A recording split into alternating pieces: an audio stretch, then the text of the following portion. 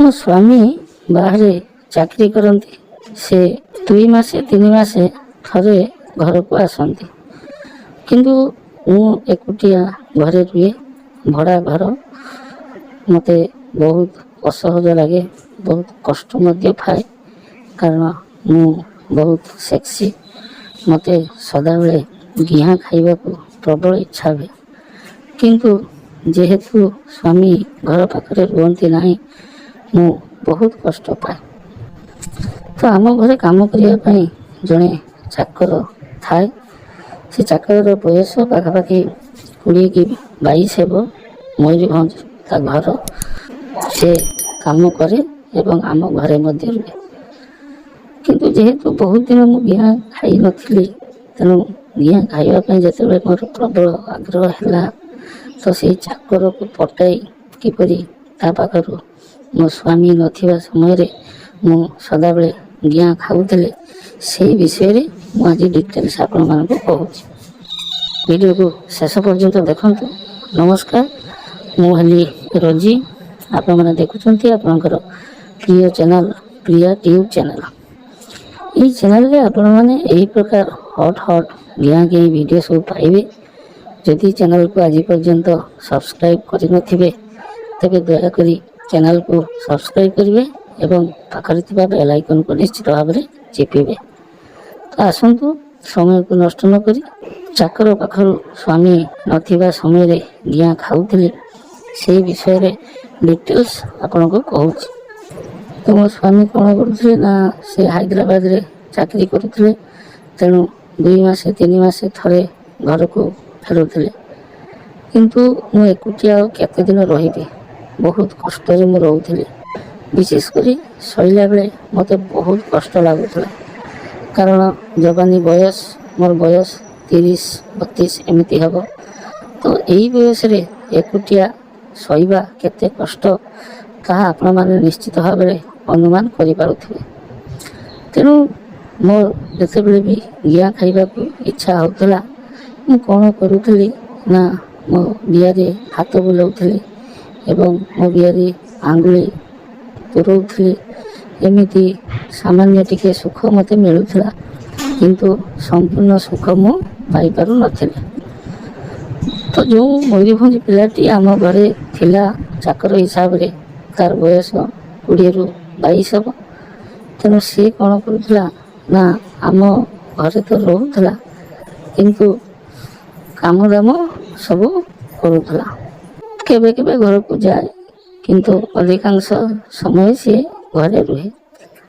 ତ ଯେତେବେଳେ ମୋ ମନ ଭିତରେ ଗିଆଁ ଖାଇବାକୁ ପ୍ରବଳ ଇଚ୍ଛା ହେଲା, ତ ମୋର ତା କଥା ବହୁତ ମନେ ପଡ଼ିଲା। ମୁଁ କିପରି ତାକୁ ପଟେଇବି ଏବଂ କିପରି ତା ପାଖରୁ ଗିଆଁ ଖାଇବି, ସେହି ପ୍ରକାର ଚିନ୍ତାରେ ମୁଁ ସଦାବେଳେ ରହିଲି। ତ ସେମିତି ସୁଯୋଗ ଥରେ ଆସିଲା। ମୋର ସେଦିନ ବହୁତ ଜୋରରେ ମୋ ମୁଣ୍ଡ ବିନ୍ଧୁଥିଲା। ତେଣୁ ଏତେ ଜୋରରେ ବିନ୍ଧୁଥିଲା ଯେ ବହୁତ କଷ୍ଟ ମଧ୍ୟ ଲାଗୁଥିଲା। ତେଣୁ ମୁଁ ଶୋଇଥିବା ସମୟରେ ତାକୁ ଡାକିଲି। ସେ ମଧ୍ୟ ମୋ ପାଖକୁ ଆସିଲା ଏବଂ କହିଲା, କ'ଣ ମାଲିକାଣୀ? ମୁଁ କହିଲି, ଆରେ ମୋ ମୁଣ୍ଡଟା ପ୍ରବଳ ମାତ୍ରାରେ ବିନ୍ଧୁଛି, ତୁ ତାକୁ ଟିକେ ଚିପିଦେ।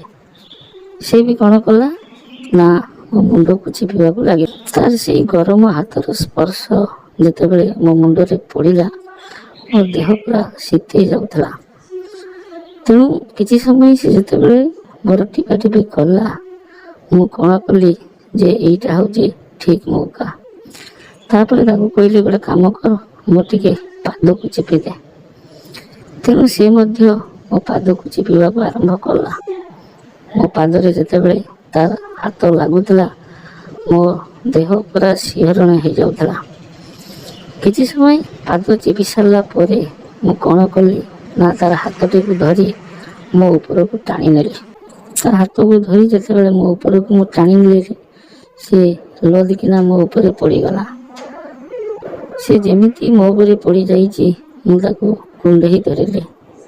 ସେ କିନ୍ତୁ ମନା କରୁଥିଲା। ସେ କହୁଥିଲା, ମାଲିକାଣୀ, ଏସବୁ କ'ଣ ହେଉଛି?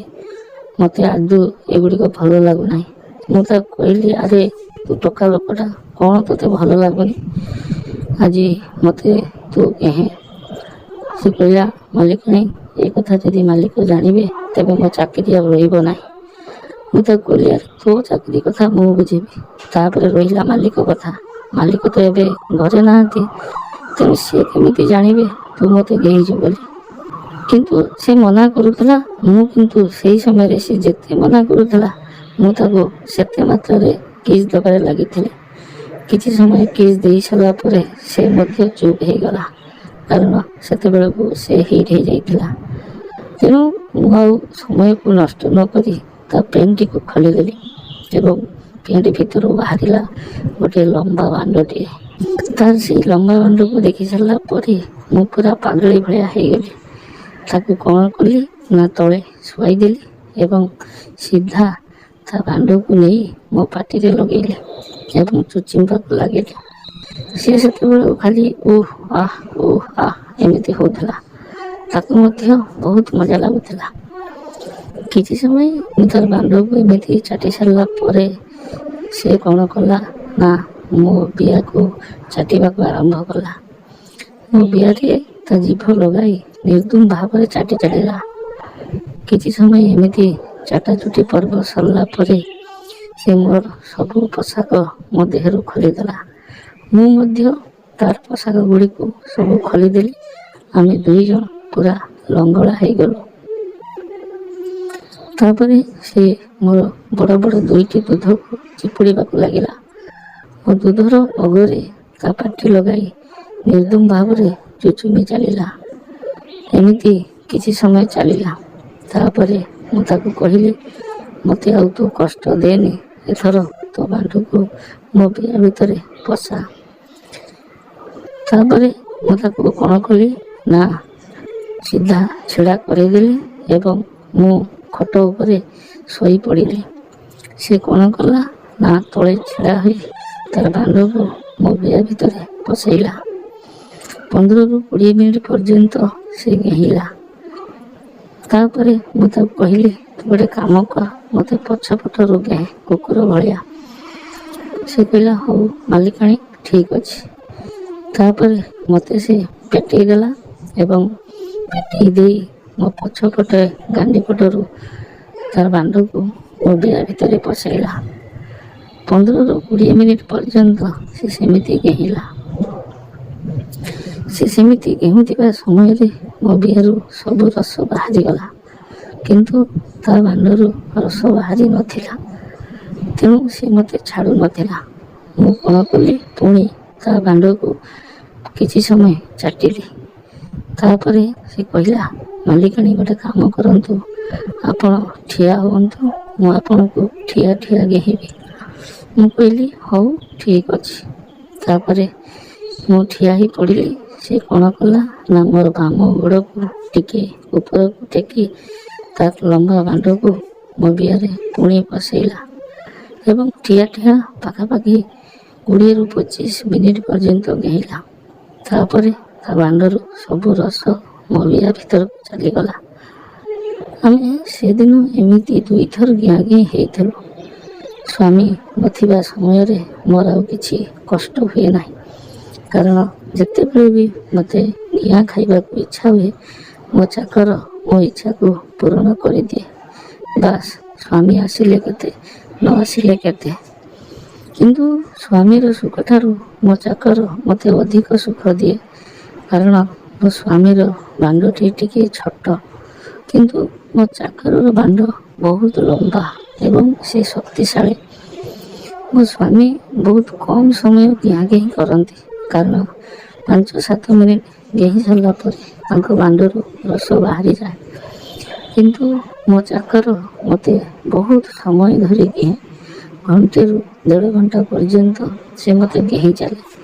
ତେଣୁ ସବୁ ଦୃଷ୍ଟିରୁ ଦେଖିଲେ ମୋ ସ୍ୱାମୀଠାରୁ ମୋ ଚାକର ମୋତେ ଅଧିକ ସୁଖ ଦିଏ। ଏମିତି ଆମେ ବହୁତ ଥର ଘିଆଘି ହେଇଛୁ। ବହୁତ ପୋଜିସନ୍ରେ ମଧ୍ୟ ଘିଆଘି ହେଇଛୁ। ସେସବୁ ବିଷୟରେ ମୁଁ ଆପଣମାନଙ୍କୁ ପରବର୍ତ୍ତୀ ଭିଡ଼ିଓରେ କହିବି। ରହୁଛି, ପୁନର୍ବାର ଅନ୍ୟ ଏକ ଭିଡ଼ିଓରେ ଦେଖା ହେବ। ନମସ୍କାର।